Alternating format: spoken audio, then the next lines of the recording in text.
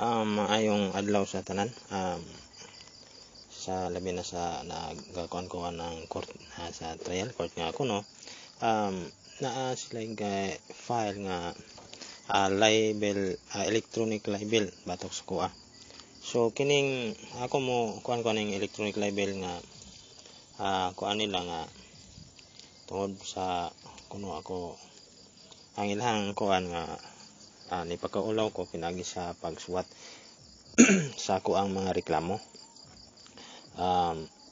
Dugang mga kuan nila mga questions lang ano kuno ako ni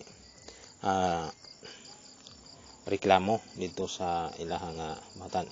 Ngani ni ang nahitabo since 2003 ang ako ang pagkatao, ako ang dungog, ang ako ang kinabuhi gigubot di pagkaulawan gitinuntuhan taas nga katuigan since 2003 up to 2018 na sinatin ako ang dili basta-basta nga kalisdanan sa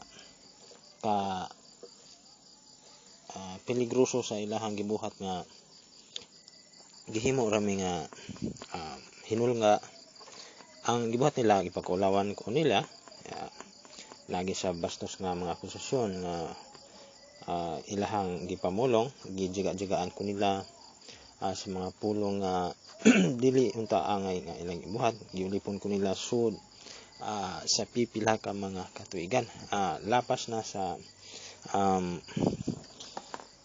maximum time nga 3 hangtod sa 5 ka adlaw ang paghupot nila sa ako ang pagdominar nila sa akong kagawasan. Isip usa ka hinulga nga tao, pinakaulawan nga tao, hinulga ang kinabuhi, binutang-butangan nga tao dinhi sa barangay Hagilan, Katigbian, Philippines. Unya dapay mga higayon nga ang mga kapulsan nangidnap sa ako sud sa usa ka adlaw o usang gabi mga 25 ka oras nga ilaha kong nakidnap. Unya ang akong ka kuyaw nga gibati sa ilhang pagdominar dili basta-basta kay ilham jud kong giipit pagtaman nga hantod nga mawala jud ko moy ikagasto kung moreklamo ko. Inana ang ilang paagis sa aso ang ilahang gibuhat lawom kayo og damage dinhi sa ako ang kinabuhi sa among pamilya. Nabilin ang marka sa kahadlok tungod sa paghulga sa kinabuhi, sa pagpakauaw tungod sa ilahang jiga-jiga o pagbutang-butang sa ako sud sa taas nga katuigan. So ang ilahang gusto sa gihapon nila nga matuman ang ilahang pagbuot nga dili ko mingon manuwat na kung reklamo dito sa ako ang part maglisod ko sa ilahang buhat nga inana kay nagkasinabot man gud ang mga nakahimo sa maong buhat nga ako tinuntuhon. Unya na sila daghang koneksyon dinha sa government. Nani nadaghang support nila og naay usang mga prosecutor nga ni-support nila ako reklamo og sa online libel. Dili man sa akong part dili basta-basta ang ilhang gibuhat sa ako nagungaw ang akong kinabuhi sa hataas nga katuigan sa ilhang gibuhat. Kay mi sampot kini sa pagka-damage ako ang emotions, heart nga party. Hinungdan ako na admit. Unya ako niuli ra jud ko dinhi kay nagluwas ko sa ako ang kinabuhi gikan sa Mindanao tapos ilahang gitinuntuhan.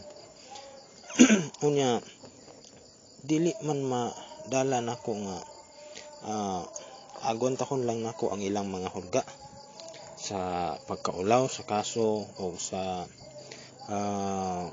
kinabuhi. Mo na nga ako gyud nga i-post kay kung ako alang hambinon maghambin ta og usa ka problema nga diin ang mga tao ang nagtuyo para himuon tang kriminal tungod sa problema, dili mada.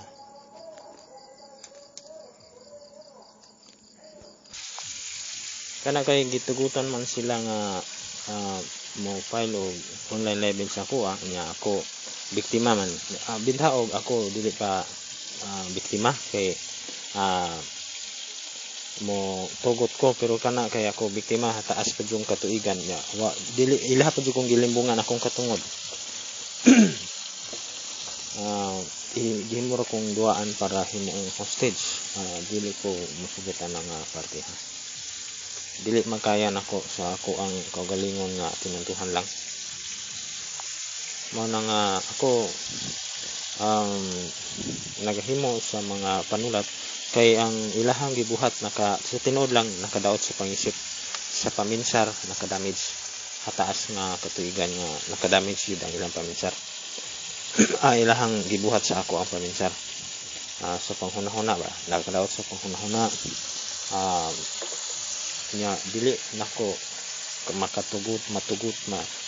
makatugutan nga hangtod sa hangtod nga ako ang paminsar madaot.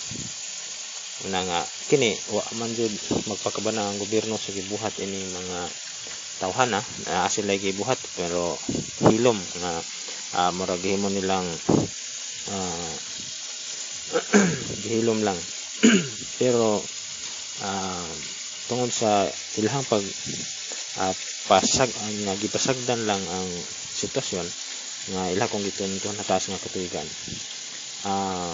Klaro og tataw na nga biktima jud ko sa tanan, labi na karon nga sila naa sila gi-file nga online libel as usa ka biktima. Ako yung katungod akong ipatibabaw tungod kay sa gibuhat sa gobyerno nga pasagdan lang amo ang pamilya nga ulipunon sa daghan nga mga tao, dili pud ordinaryong mga tao kay daghan yun lang puwersa sa katawhan sa unang panahon nga magsige panghasi sa ako nga magsige og buntaw bisan unsang istorya mga panghadlok sa kinabuhi, sa panghadlok pod sa kagawasan pinaagi sa mga kaso nga ilahang gipang akusar batok sa ako nya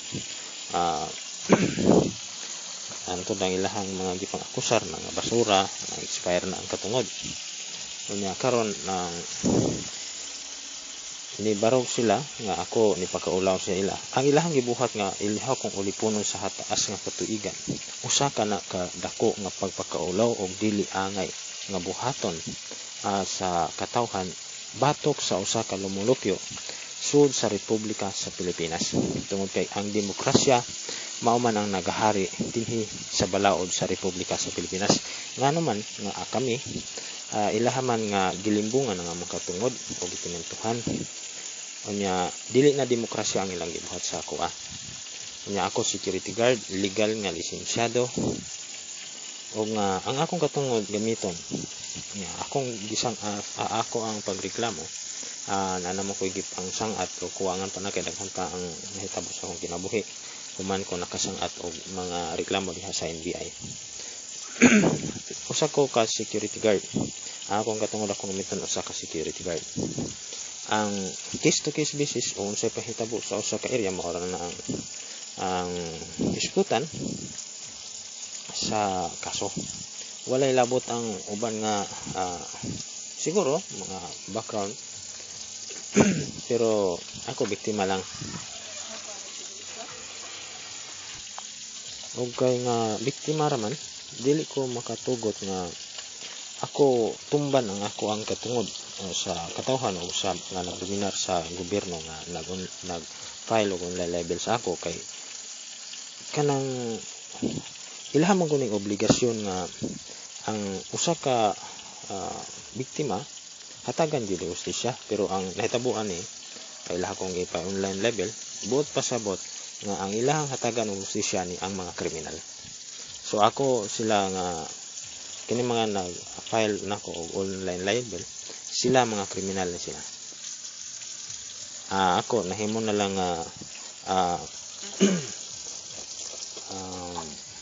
nakasagop sa ilahang sa nya ako tungod sa ilahang paghulga na ako na ilahag yun ang sa gihapon.